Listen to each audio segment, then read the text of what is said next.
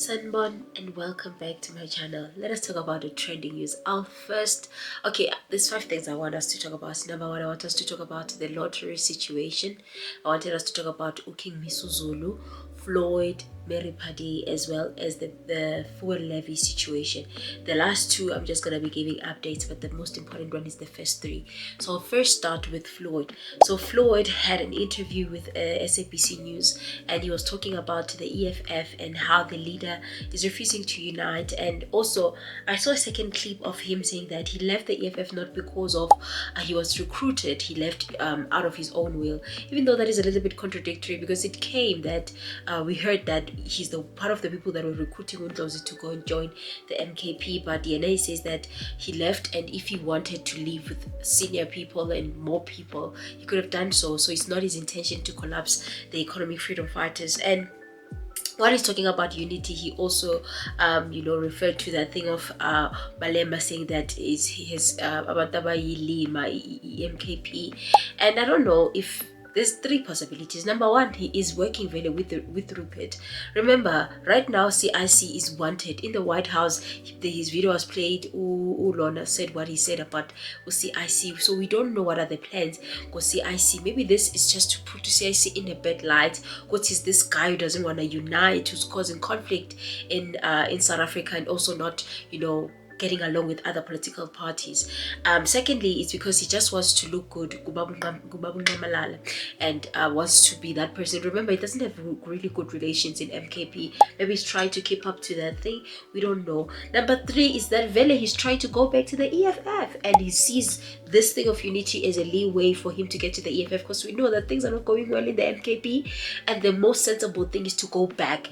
But CIC is not playing that game. He's saying, loco, we don't want you back. So I don't know what you guys think about this whole thing. Do you think of all these 3 options, he's trying to go back to the EFF, or he's just done, he's paving his way to go back to the EFF, or he's just trying to fix things so that can see him as someone else? Because we've heard rumors that he's leaving as his Secretary General, is going to Parliament. I don't know how true that is. We'll see as time goes by. Then the third option is, well, he's working with Abo Rupert to rule his image, because it just shocks how SABC News is busy covering this story. They are very interested in the story, and you're asking yourself, you first guys covered Undlozi, now you're covering Floyd. What is your agenda? What is your agenda with the EFF and with MKP? Remember, Abu Rupert, they don't want black parties to unite. They love the squabble, so they're gonna promote the squabble and make Floyd famous for purposes of the squabble. I don't know what you guys think. Please comment your thoughts. Moving right along to the topic of the lottery. So the South African government has awarded the 4th National Lottery Operations License to Sabc Holdings, which is a consortium led by Moses Tembe and Usandile Zungu. And this licensing is worth 120 billion and is set to run for a decade.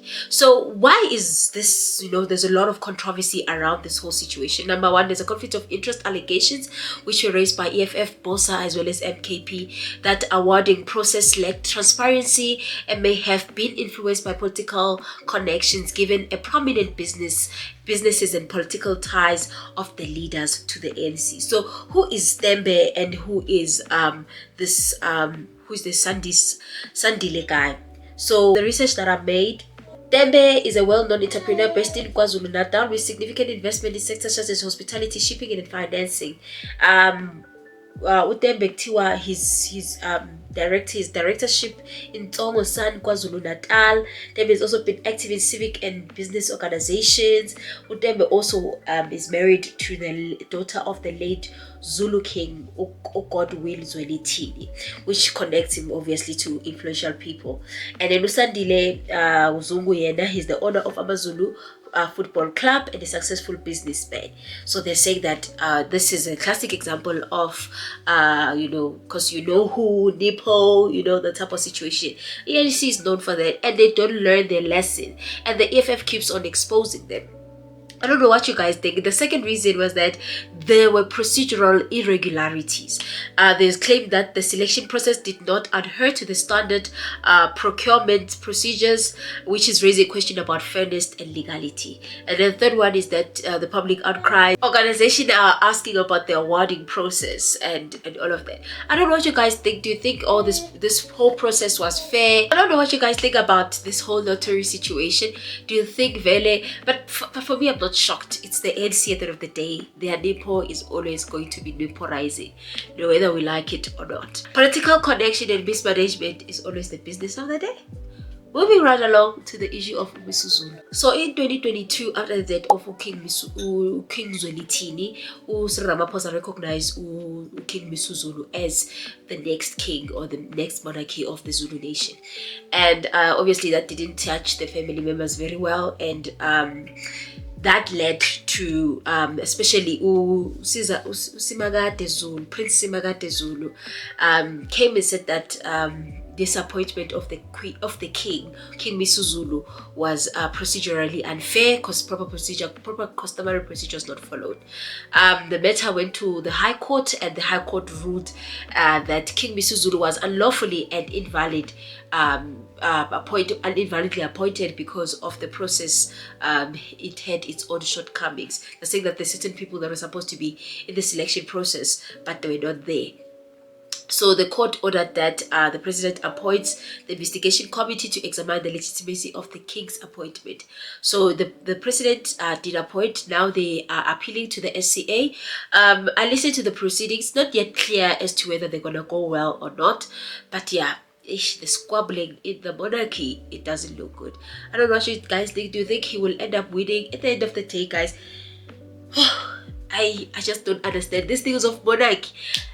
I really don't want to comment much on them. I just wanted to give you guys an update. Moving right along to Mary Phadi. So she had a video brief, and apparently Mary Phadi just wants to change the leadership. She doesn't care about anything. She wants to change the leadership of Mpumalanga. It says that she's literally saying the things that she said in the other video. And all I can say is that Mary Phadi naye attention, and a time to put MKP into disrepute. Nonetheless, guys, let us talk about the levy. So the fuel levy is going to rise from the 4th of June, which is illegal and unlawful because they have not yet adopted the fiscal framework. The committee has not yet made public comments on the issue of the budget.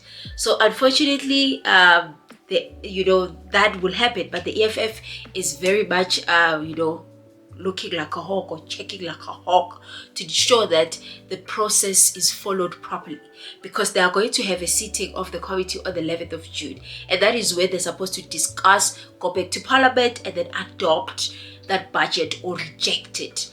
But Boda already they want to increase, they want to focus on that fuel levy, that increase. I'm happy that the EFF is there. I don't know what you guys think. Do you think you're happy that there's parties like EFF? If you can check all these updates, the EFF is very much in the forefront. They are fighting these many things, and it looks like they are the ones that are the official opposition. I don't know what you guys think about everything. Nonetheless, guys, I will see you on my next upload. Bye.